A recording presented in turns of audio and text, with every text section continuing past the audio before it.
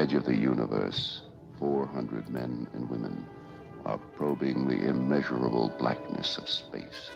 Their leaders are an Earthman with no fear and a stranger with no heart. Travel beyond our time and solar system, into new galaxies, into worlds beyond your dreams. Star Trek, every week, in color.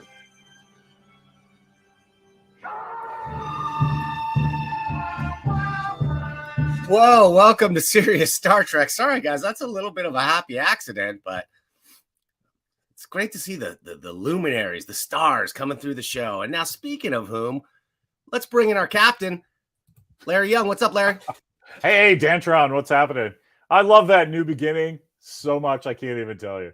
Oh, thanks. The little slide of characters is great because, you know, it's Star Trek's part of a pop culture scene. But man, the stuff you find from the old days, like, yeah, that's great. You can just nothing is. You didn't choose a bad character there. I saw Red Brown, the TV Captain America. Got was that wasn't Ultraman, was it? Or Astro Boy? No, but it's Astro Boy. Astro Boy, yeah. Alan Moore, that's excellent. Alf. Good old Alf, a couple of Alan Moores, and even our pal Dan Fraga is in there for a second. I don't know how he made it into that. Oh, that's great. Good to see you, man. Wow, we got no Dr. John this week, though. So I don't know. I thought he was doing it. He must have gotten in trouble. Oh my God! I saw in the news, a New York Post article about this girl, a 26-year-old widow. And I kind of blew the punchline, but the 26-year-old lady was like sending her husband text, "I love you. I hope you have a good time with your friends at that rugby boys' night out." And he doesn't come home, and she's like, "Screw you!" He was dead. He got drunk and fell off something, and the boys didn't want to ruin their drunken revelry, so they didn't tell her for 2 days. And then they were like, "Hey, man." We better call the cops. That's a real story. That's in the New York Post. Oh, excuse me. I think yeah. I got Space Rona. So anyway, hopefully that doesn't happen to Price, and I'm not going to give him a hard time. If sometimes people just get scheduling conflicts and what, but I'm here. Let's talk about that's the Star fun Trek. of this format. And why I'm honestly loving this show these days so much. I'm making big changes to my other show to not just be an interview of the week format anymore. And I had a few people complain about questions I might ask, like I ask bad questions on the air or something. I make my some guests uncomfortable. Oh, geez. So I don't know. I'm taking a look at that. I'm changing up the format. I'm trying to figure out new ways I can make them even more uncomfortable, Larry. That's my new mission. I was gonna say, isn't that the best? Like, I loved my favorite one of your recent interviews was you asking Levitz about John Burns' X-Men trademark infringement. Where, man, you couldn't rattle that guy. He's like, yeah. I understand what you're saying, Dan. You can't get me to talk about it. Not at all, dude. He has the perfect. I can see why a guy like that could go to the top of a corporation because he's not to take anything away from him because he's as bright and passionate and knowledgeable about comics as anybody, but he's got that ability to put on that mask that you need if you're going to get to the top of the corporate ladder. No, absolutely. There's just the whole political thing that somebody like me. I not only can I not do it, I have no interest in doing it, right? Like, why should I sit there and not tell people what I actually think? That's kind of how I felt too, Larry. And I honestly thought that more people would feel that way. And some do. Like, I got a lot of support. It's funny because I put out my I said how I'm changing up my format. I'm going to do less interviews. And maybe I sounded sad or something. And then I got an email from England.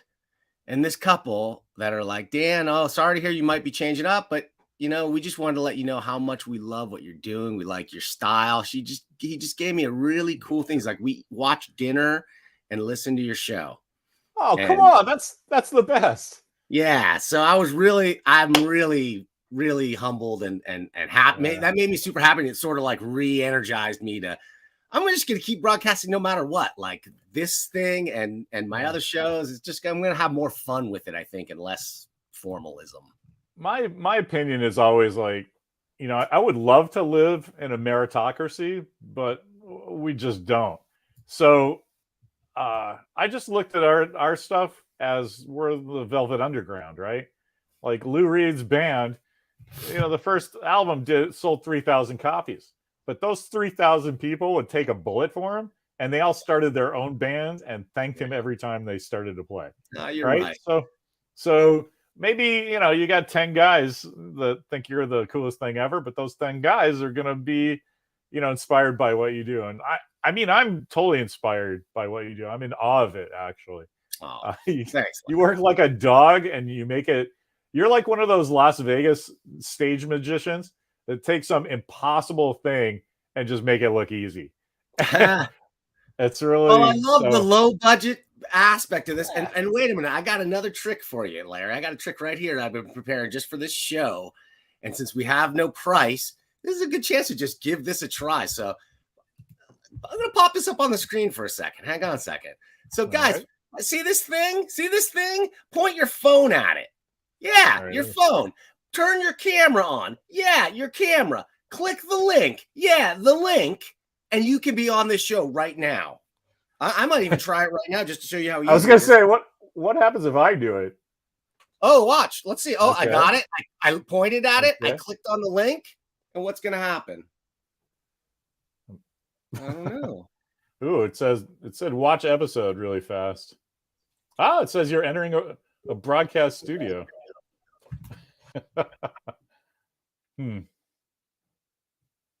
Yeah. Some kind of color problem. Yeah, I don't know. I can see it with the guest stuff. I can't. Oh yeah. No, right. There you go. There you go. So you can see behind. There's some kind of color problem. My skin doesn't look right. I love that behind the scenes aspect of the. That's awesome. Wow, what a cool thing! That's how. Wow, looks like Tony is watching. He should probably click on that link and we'll get him in. Did you hear our commenter Tony? I don't know how to pronounce his last name. Garachi, probably. I'll take that shot. He's a tennis pro and teaches the old ladies in Florida. And he said one Friday to them, they were doing some kind of tournament, some kind of tournament against each other in tennis. And he said, I love you guys because I could have been on this Star Trek show. It was one of those other times that Price couldn't come in. I was like, hey, Tony, you want to do a last minute thing? And he's like, oh, I would love to, but we have this tournament. So he told the old ladies, and apparently two of them were old school Star Trek fans. So the next week the next week was the last class that they had together, and they all made Star Trek shirts. So one team was red, the red shirts, one team was blue, and they made a single command shirt for Tony as their instructor and put Star Trek logos on it. It was friggin' amazing. So I'm amazed they found out a way to make tennis even dorkier. That's great. I didn't know that was possible. Well, you got 70-year-old ladies playing tennis. I don't know. God bless them. Don't get me wrong, but that's a little. I don't know. I'm not 70 yet. I'm sure I'll be doing dorky things like that too.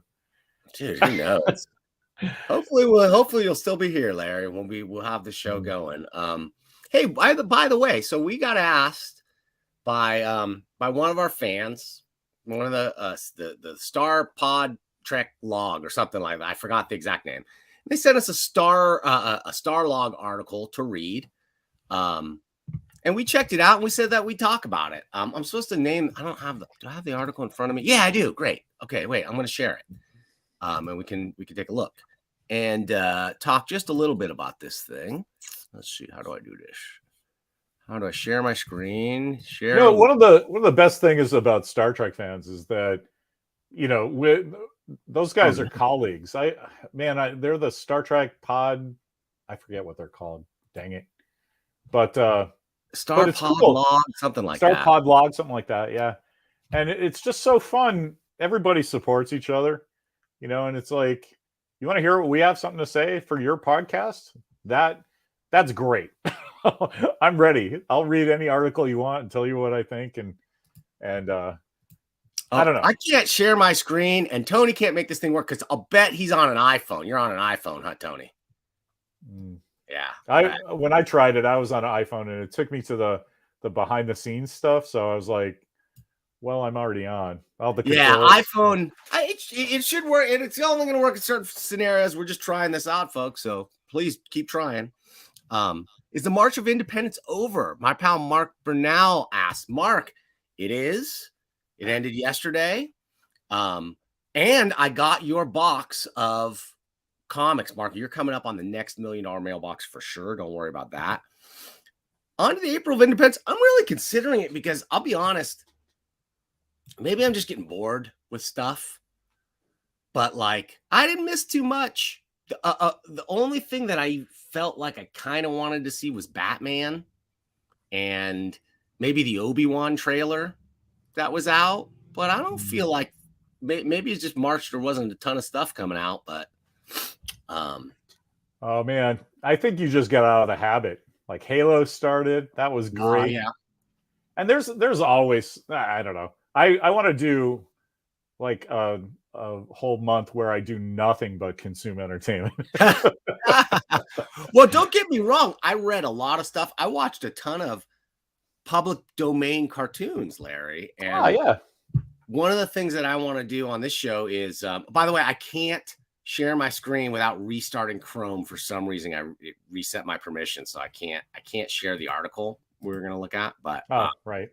So I've been looking at a lot of, but I've been watching a lot of public domain cartoons, and I've been releasing them on this channel, re-releasing them, sort of doing some new title cards, doing a little bit of stuff. And I plan to do a feature, maybe watching some public domain stuff and talking about it like in real time as we watch it, because you can actually play these things in full length on a screen. And not run afoul of the YouTube censors. I got my one warning taken away from that Star Trek episode that I streamed. Good. They're like, no, dude, you do it again, you're gonna get a strike. But they gave me a warning. All right, I can sleep better tonight now. I don't know if they take my Dantron away from me if I'm gonna be happy. Maybe I can make this happen. Wait a minute. I'm sure you have plans for what you want to do, but boy, if you count me in for the Max Fleischer Superman cartoons, I will drop. Oh, excellent. Great. I will drop what I'm doing and watch that with you and talk about it with the kids. Oh, kill it. Well, let's do it, man, because I've been looking for the first guy to try it with, and it should have been you. I actually thought of you. I was going to ask you, but I asked you for so much. I didn't want to ask you for I feel like I'm the Mission Impossible guest star. Like, you have all this cool stuff going on, and you talk. You just every once in a while you need a Star Trek fan or a pop culture guy, and I'm like, all right, just tell me where to go, Dan. I'm in. Okay, I think I can figure out how to do this without restarting Chrome. Wait a minute, I can do it because I really want to show this guy. Article, call this, and we'll share a window. Google Chrome Starlog, bada bing. Okay, so let me pull back a little bit on this. Oh no. Oh no. In your defense, you're absolutely replicating the first 15 seconds of my interaction with that user interface. Boy, that was horrible.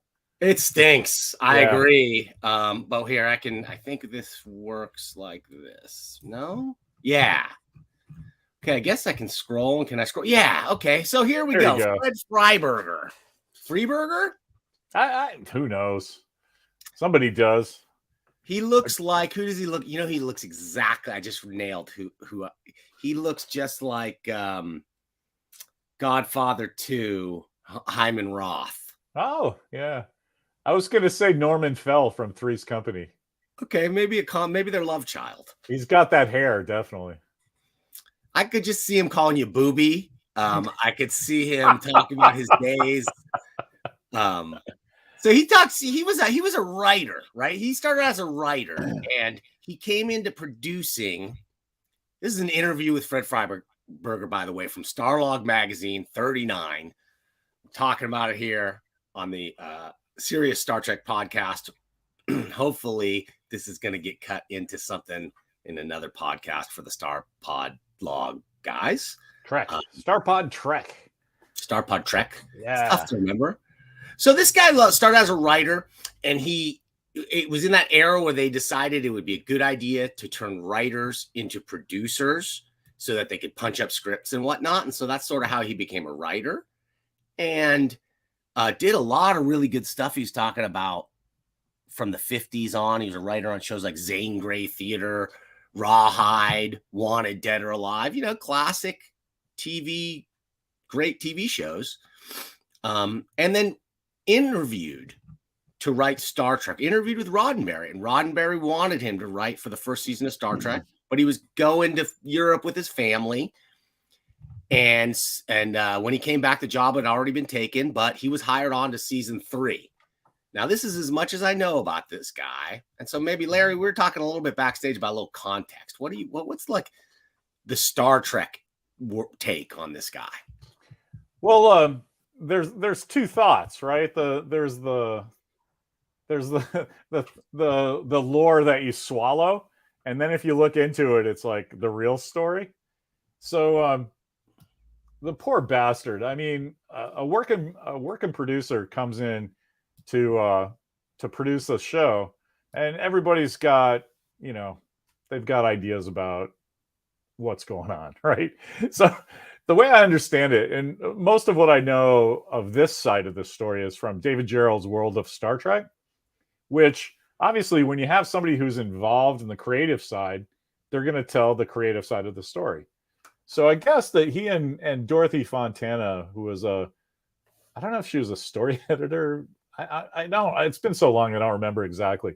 But she started as Gene Roddenberry's secretary, and then became very accomplished in producing stuff, writing and producing stuff. She's, she did the Quester tapes for him. She did the thing that Star Trek fans really know her about overtly is the only episode of the Star Trek animated show that was considered canon by Gene, which was like the big anointing of the Pope, right? It was Yesteryear, the one about young Spock. Something happens with the Guardian of Forever, and Spock is erased from existence. And anyway, so creative guys have an idea about how creative should work, and producers sometimes, are like Fred. Let's just call him Fred because I don't know how to pronounce his last name. But he started as a writer, so he's going to understand what creative and the talent want, but it doesn't usually go the other way. Creative and talent don't understand the nuts and bolts of actually producing and getting the show out the door, right? At some point, yeah. Yeah. Sorry, no. To me, and that's what this guy was like. They brought him in season 3 when budgets got cut, and there had to be more. There just had to be more writing. It just had to be more like we're on the Enterprise and there's character drama. And sometimes it seems like he got hit from the fandom for like, there's too much drama in this. But I think he recognized rightly that needs to be the core of Star Trek. I agree. But I think it's one of those self-fulfilling prophecies, or maybe not self-fulfilling, because I'm pretty sure he had nothing to do with this. But once World of Star Trek comes out, and the Star Trek third season is kind of up and down, right? There's some good episodes, but there's some stinkers too. And in the first 2 seasons, there's stories that are successful and stories that don't work that great, but they're not really stinkers, like there's no Spock's brain. There's no, even he calls out Spock's brain. Yeah. I mean, it's the stinkers are obvious to everyone, right? But that happens in the fast-paced world of TV production, and especially the context of which Star Trek was at the time, that that after season 2, that show was pretty much canceled. And if it wasn't for the famous B. Joe Trimble marshaling all the fans and writing to NBC and picketing out front, there wouldn't have been a third season. So I think we should all credit that guy that we got another season of episodes. Maybe they're not all stars, but it worked out. Well, and then so he went on to work on Space 1999. I watched a terrific, I should link to it. I watched a great documentary about Space 99, how it came from the ashes of a series called UFO that was produced by Jerry Anderson as well. And Jerry Anderson is my new hero. I only really knew like Thunderbirds and the Super Marionation stuff. That's as much Jerry I really penetrated as. I didn't realize he went on to do the effects I've seen on Space 99 were just really, really top notch. Some of the best model work I've ever seen, certainly for TV. Right? Yeah, that's Brian Johnson, who had worked on 2001. So, those guys knew what they were doing for the special effects. But I was going to say that I'm a giant. I've worn my Space 1999 gear on this show, and but I'm a giant fan of UFO. So I'm pretty well versed in this part of the story. Really? Okay. I got to send you this documentary. It was great. It opened my eyes. You probably know all the stuff. I think I have it on DVD. I know what you're talking about. Okay. But yeah, UFO was a crazy good show and so far ahead of its time. And when I talk about top 5 TV show intros, like, Hawaii Five-0 and Wild Wild West, just Rockford Files, $6 Million Man, UFO is always in the top 5. That music is slapping. It's cool, future jazz. It's cut together like an MTV thing. If you show just a random person the intro of the show, it's impossible to guess what year that was produced. Yeah. Okay. I wish I had kept. I had checked it because I haven't cleared it yet to know if I could play it or not. But I can hum it. What are they going to do? Come to my house? It was cool. I do have a fun Space 1999 clip for the end of the show too. We'll save it for the end of the show. You saw it. I showed it to you. But to bring it together, Fred was also hired to do the second season of Space 1999, where he did exactly what you were saying. He's interested in the drama. He wants to up the action. The first season of Space 1999 is great, but it's pretty antiseptic. Like there's no hard resolution to the stories, which it works really well in 1976. And now I think it's ahead of its time. Like the answer to everything is well, we don't know what that was. Stay tuned next week when we'll find out another thing that what is going on there. Right. But that's an acquired taste in 1976. So they put everybody in cool jackets and, zipped up the music and had Monster of the Week. And that was saving it. There was man, I feel like I could talk about this stuff for hours. That Space 1999 started as another season of UFO. Yes. They were going to soup up the moon base. So when you see UFO and Space 1999, you see those are completely related. Even if you don't read the credits, just as a fan, you're like, they have cool ships. They have a moon base. They're attacking these problems. And so instead of Sir Lou Grade, I'm pretty sure was his, he was the finance guy for ITC. He was like, well, we could do another set of UFO, or we could just try again, clean up some of the problems we perceive. They're not even, I'm mad there aren't 7 seasons of UFO. Aliens come to Earth and harvest organs from people, and the people fighting them are a secret base that run out of a movie studio. So whenever anything weird happens, they go, we're just shooting a movie. Oh my God, that's such a good idea. But yeah, so they turned it into Space 1999. Well, and they said it was once Martin Landau got attached, that it was everything's a go. We got Landau's on board. Right. We're in it. That was enough to make it all happen. Where in Hollywood, you got to have a star attached for an American show. Well, you see why. you see why that worked, right? Because he had, especially in '76, coming off of Mission Impossible and all his movie work, that guy had gravitas to spare. Yeah, he did. So if you're trying to sell, a dopey thing about guys on the moon that's been blasted out of the Earth's orbit, Martin Landau's your guy. And then they sort of just tried to make him into Harrison Ford, and that was not as successful in season 2.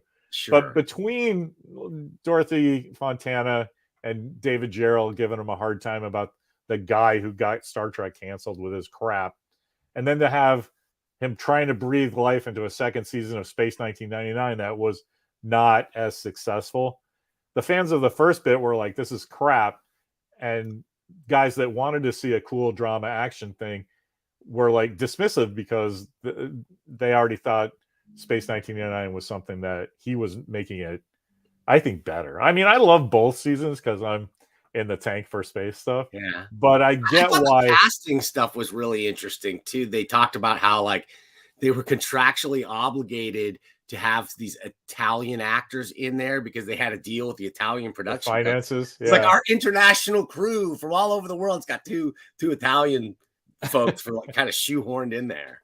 Yeah, but I loved it. I loved the whole thing where Alan Carter was one of my favorite guys because he's the action guy that is doing the early 30s stuff that mid 50s Martin Landau can't do.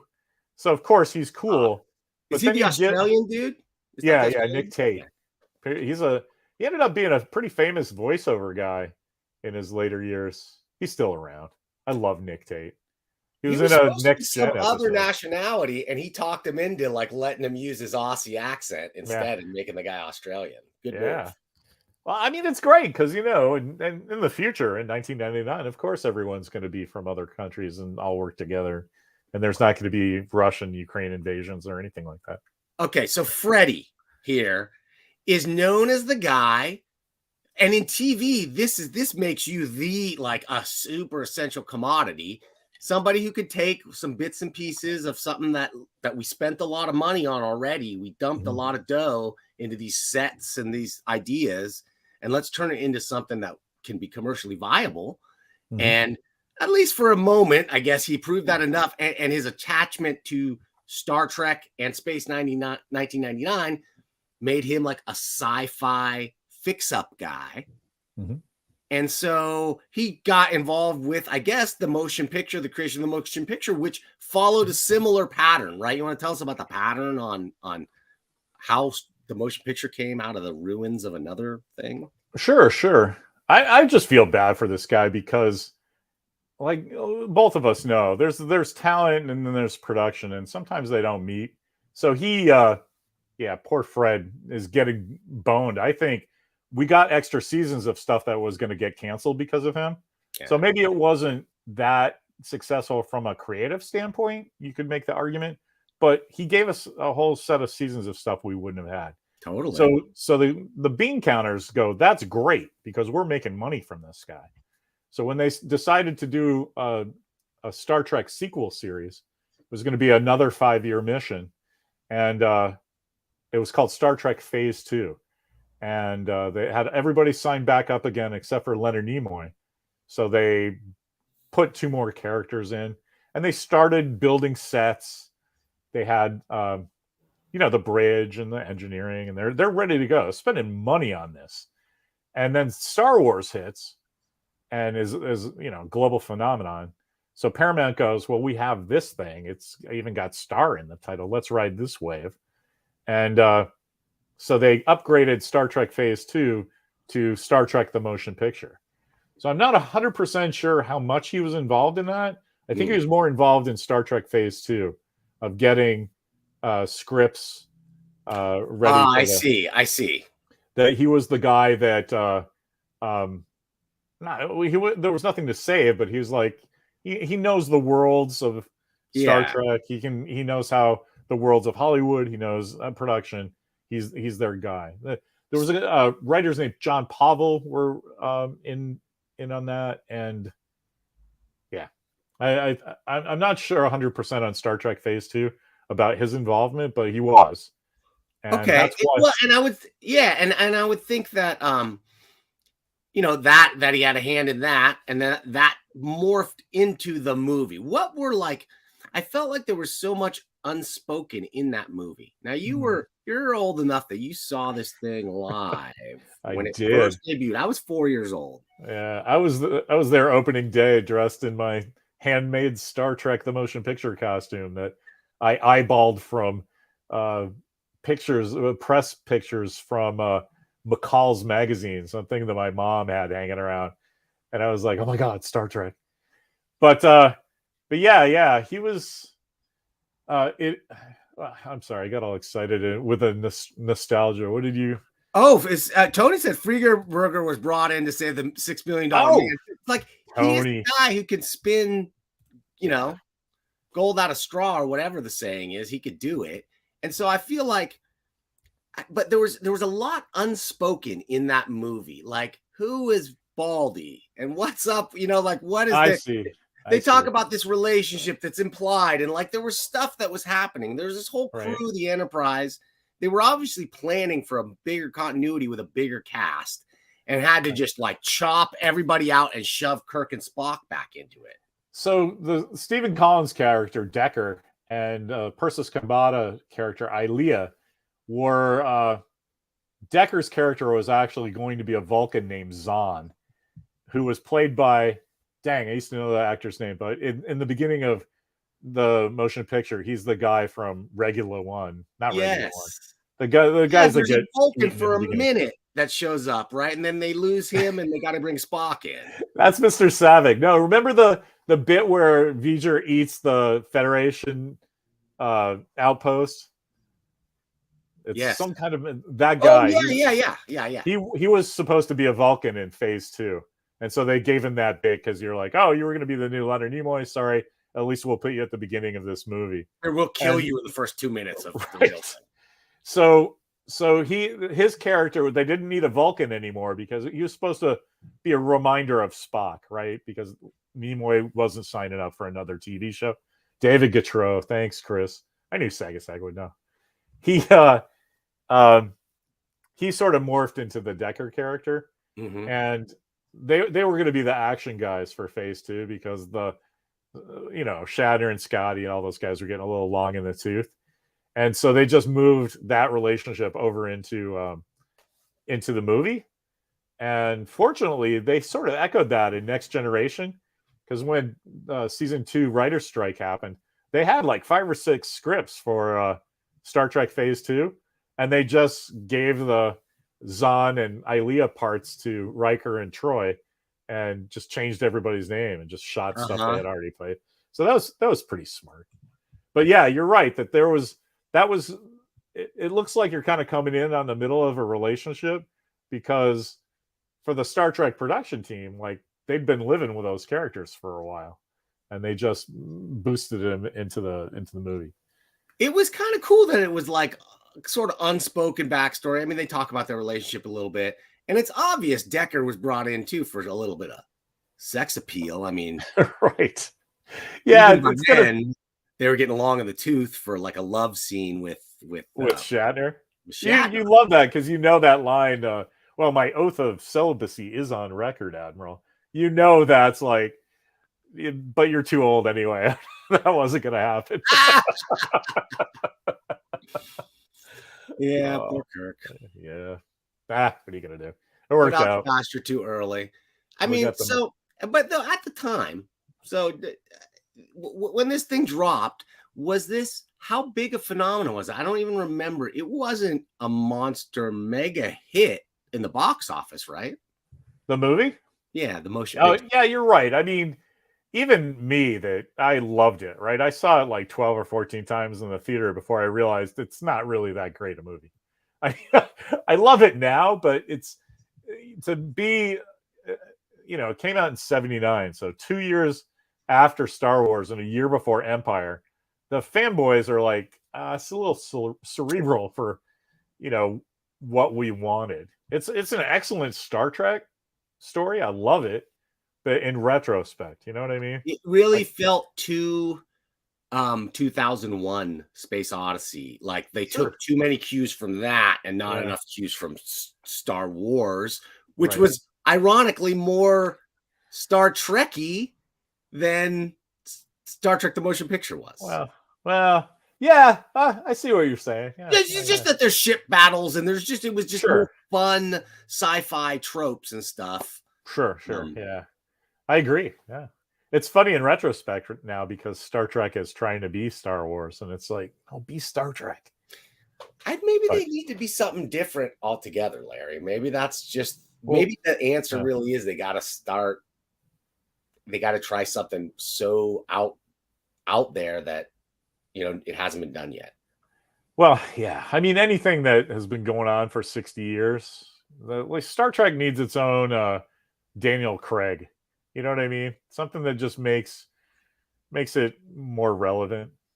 I don't know. I believe that's what they're trying to do, but they didn't hit it a good. I don't know. It's a tough thing to do. I'll admit. I think James Bond is a good example. Like they did it right, but what they did there was, I think they went back to the source material and made it more like Ian Fleming would have made. I agree. Right. You update the source material to modern sensibilities, and that's why I say I crap on Kurtzman all the time, but I think that is their intent, right? That they're going back to they've just chosen the wrong things to highlight. I just watched the last week's Picard. I was on vacation, so I didn't have a chance to watch. I just watched it this morning, and I was like, wow, this is actually a good episode. I really enjoyed it. I hear people saying good things about Picard for sure. Yeah, it does. Don't go crazy. But it is the end of the second season's they're getting their mind, or they're wrapping their heads around what people want from Star Trek. So that's cool. It's only taken them 6 years. Yeah, I don't know. Yeah, one of the things I liked about the Phase 2 thing is that at the time, that was the most expensive movie ever made. And boy, did the Paramount marketing machine go into that. Up until then, I believe it was a movie called, it wasn't Sorcerer, Bridge Too Far. That was the most expensive movie made at the time. And they said, we blew by that by $10 million.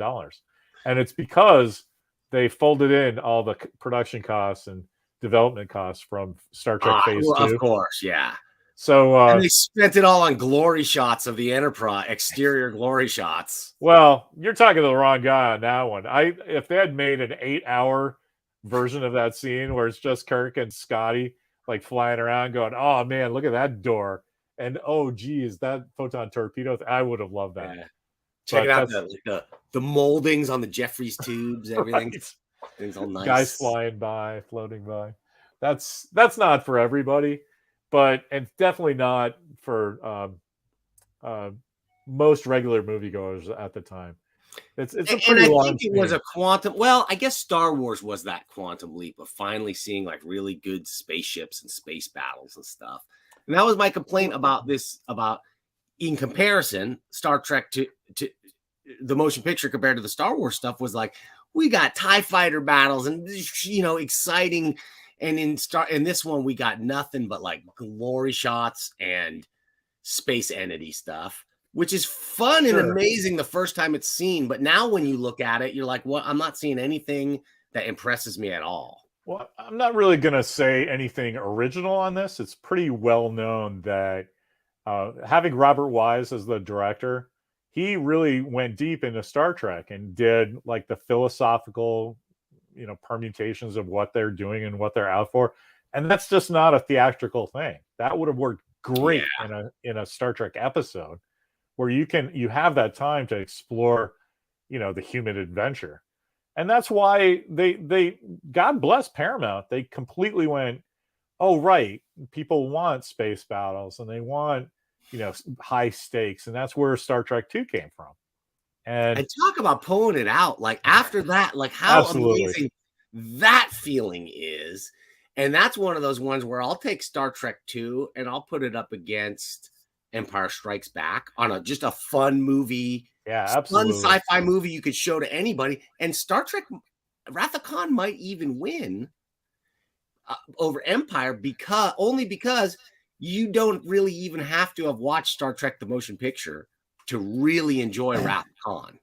As a guy who loves narrative, I agree with you 100%. Like the whole theme of, they overtly recognize that all their characters that you love are getting old.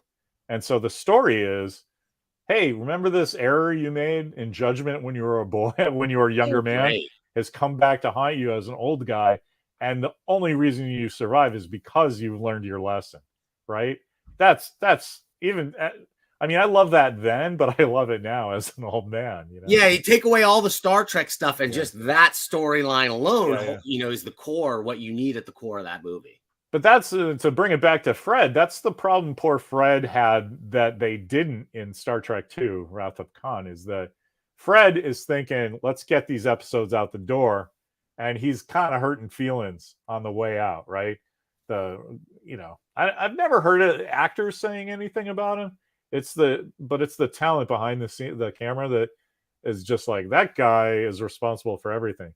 But Paramount, I don't know if it was a lucky thing that happened, or when they hired Nicholas Meyer to direct, he must have, it must have been the producer, Harv Bennett, that brought Nicholas Meyer in. I'm not sure who came in first, but there was a production guy handling production, and then there was a director who had a vision and got a good script going, and both guys worked together doing their stuff at the top of their games to just in an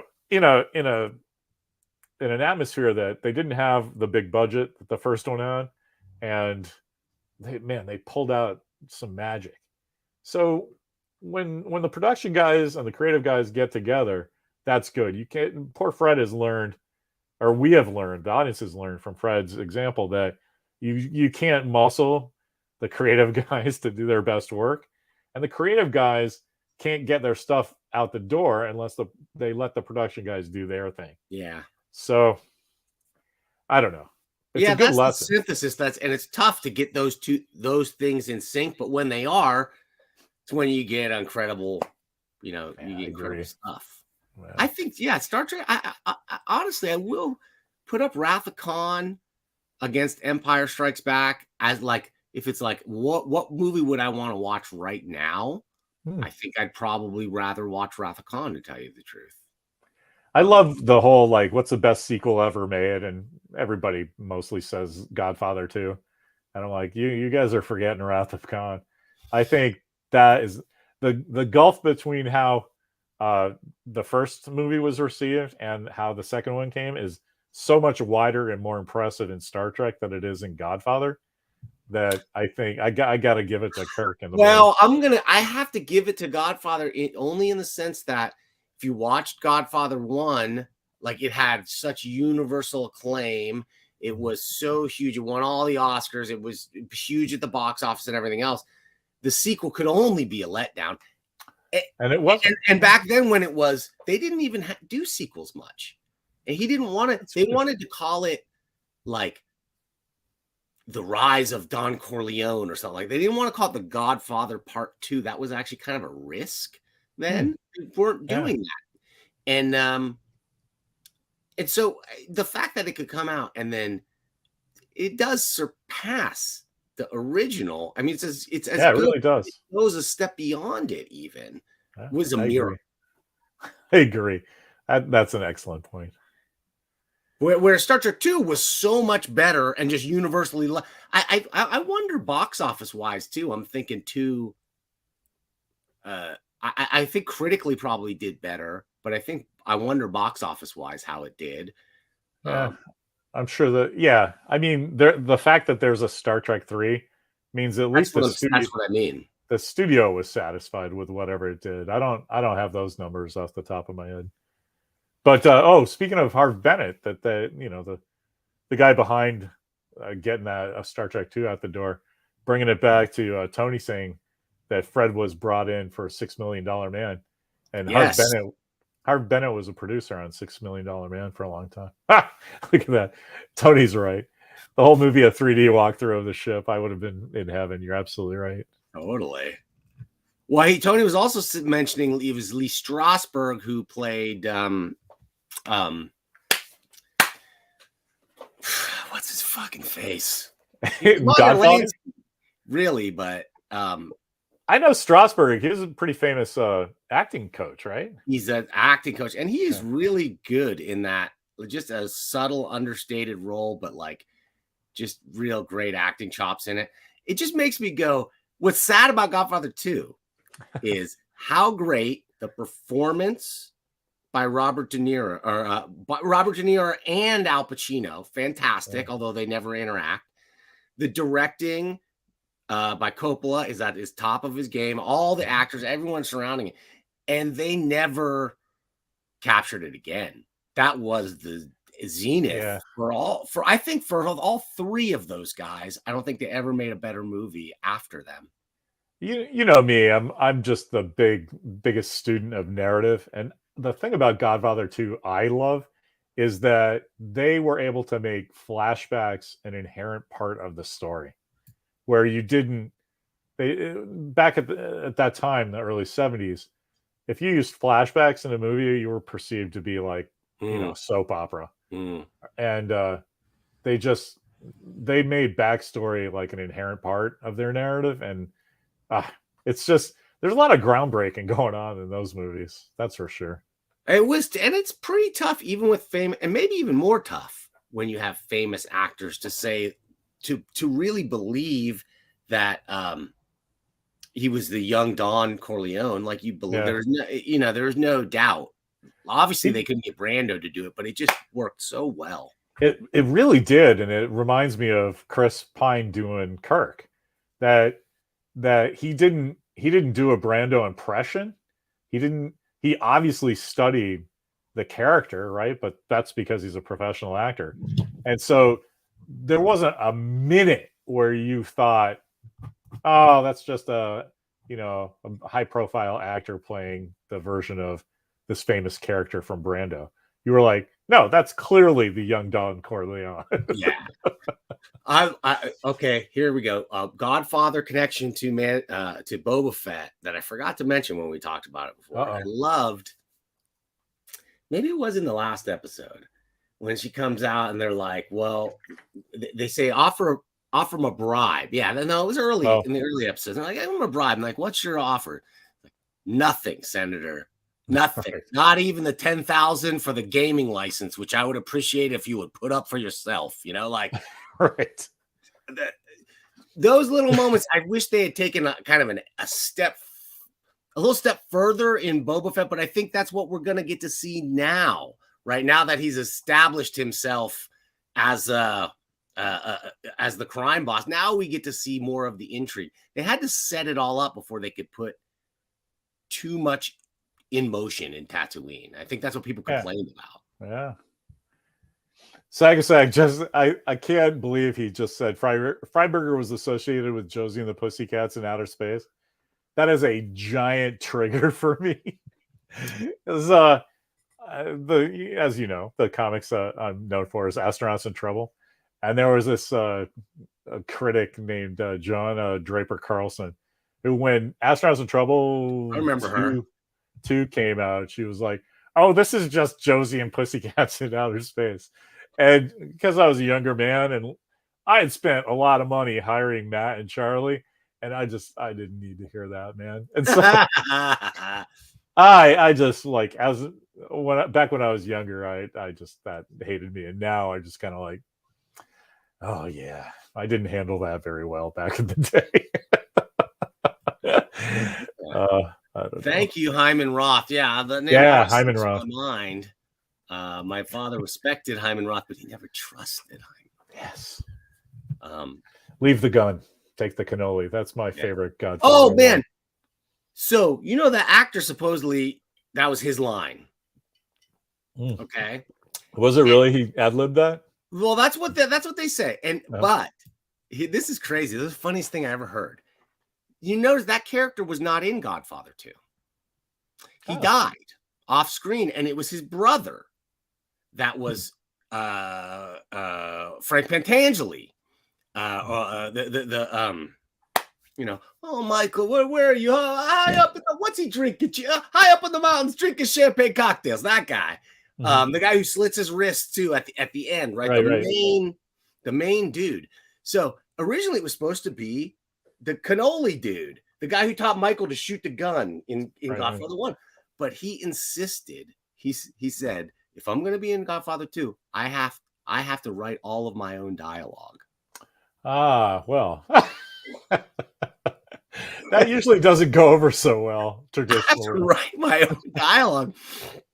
He insisted on that and was not in the movie because he would not budge on that matter. And they had to take him out and they had to do a complete rewrite to bring in his brother.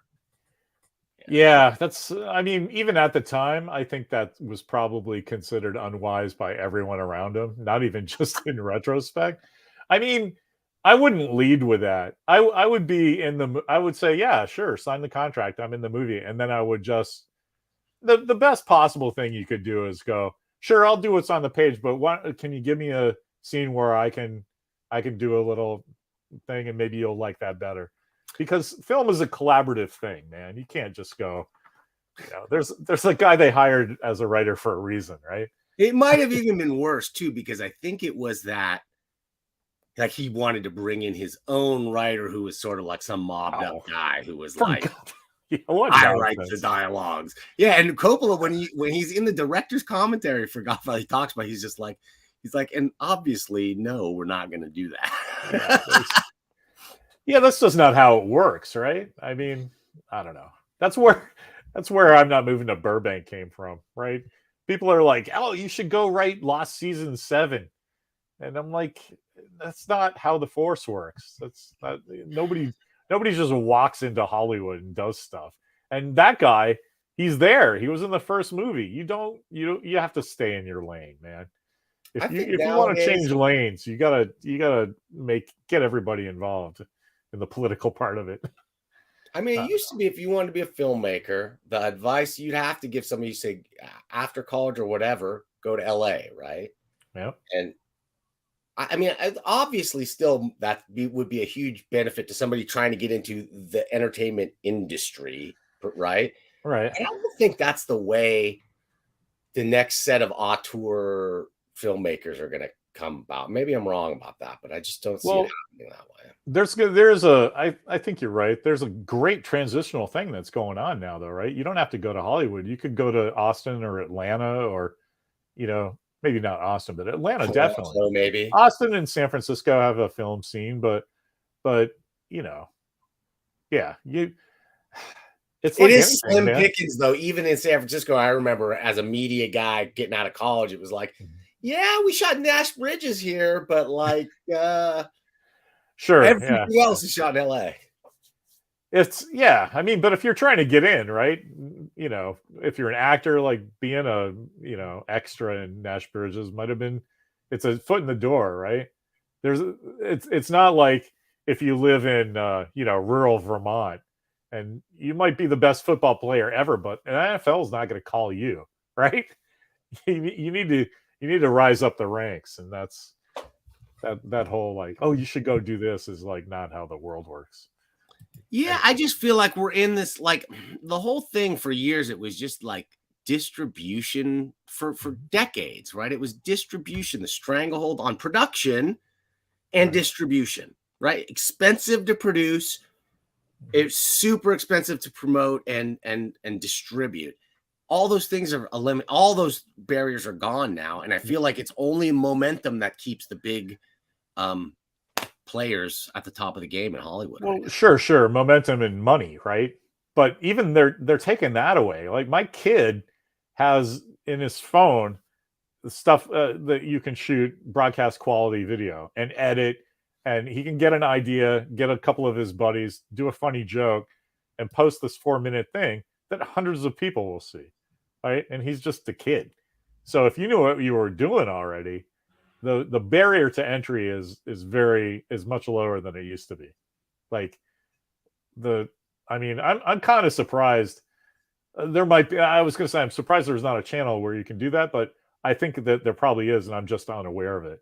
That people can upload stuff. There's a I know there's a sci-fi thing. I wish it's called Dust. Dust. think. Oh, Dust is Yeah. good. So Yeah. isn't that there's short sci-fi films that like Yes. they look like stuff I just never heard about that came out of Hollywood, and it's like, you know, Bob and his friends in their green screen room, right? And Doing great sci-fi doing concepts. amazing stuff that you would never know was not out of Hollywood. Yeah, without using any like properties, right? It's just like, here's great sci-fi. That's really where we need to be at. What was that thing that you put at the end of one of our Star Treks? The really fast, yeah, that fast code motorcycle thing. That was like, was that just on NBC and I missed it? That was no. That's what I mean, though. It looks 100% professional, right? I don't know. That guy's doing more work right now. That's looking bananas. Like, really. I showed that to my kid, and I'm like, okay, you need to learn Blender. Because that stuff was amazing. It's been a real true creative outlet for me lately. Blender has been like, I've been doing my best trying to do everything in it, including like, it has a video editor built in it. It has 2D animation, cell animation built into it. It has, that's cool. I mean, it has everything that you need to produce really high quality stuff. I admire that you just spend hours figuring that stuff out. Like, it's a struggle for me to do laundry and get the groceries. Talk to my wife. She has a different feeling about it entirely. Let's see. Wait a minute. Maybe I can pull down. What's his name here? Here we go. Oh, whoa. Hey. I wasn't expecting that, but that's pretty cool. Oh, wait a minute. Yeah, we can do something fun. Hang on a second. We got a few minutes here. You got a second to try? Sure, of course. I actually started thinking. I love the 10 forward set because you built that, right, in Blender? The set I didn't build, but I'm compositing. And I'm just working on some new techniques. Oh my God. You're freaking me out, man. Yeah, this is how we're going to get into. So this is killing me. You know, it's bringing it back to David Gerald, the writer of Tribbles and stuff, who hated Freiburger, whatever. He had a great story that he pitched for Star Trek called The Protracted Man, and it's exactly this image that he had. He look at that. Look at that turn of your head. That's amazing. It's your own way. The story was a guy got phased out of existence, and he had seen a special effect bit that was misaligned. So the red, blue, and green was like a little out of character, and they were like, wow, let's have a guy walking through the corridor of the Enterprise that's just a different color step behind him. Yeah, cool. That'd be cool. It suggested a whole story. I was like, oh my God, give me that story now. Anyway. Yeah, that would be super cool. One thing I was going to say, one thing I liked about Freiburger in that article was he was like, sure, there were some turkeys, right? But like, if you look at our batting average, it was about like 80%, maybe 10, maybe in one season there were 2 or 3 or 4 even stinkers. But if you look at their production schedule and how many amazing episodes they put out in a season, even season 3, they were doing great. I think I'm 100% hypnotized by that, but I 100% agree with your statement that but that's what creatives never think, right? Like, no, creatives will never say, we got it out the door, it's 80% perfect, we'll do 85 next time. And that's what production guys think all the time. It's like, that's what I love. You know, John Buscema, the artist, his famous quote that like, just draw the telephone and don't erase it and redraw it. Just draw it better next time.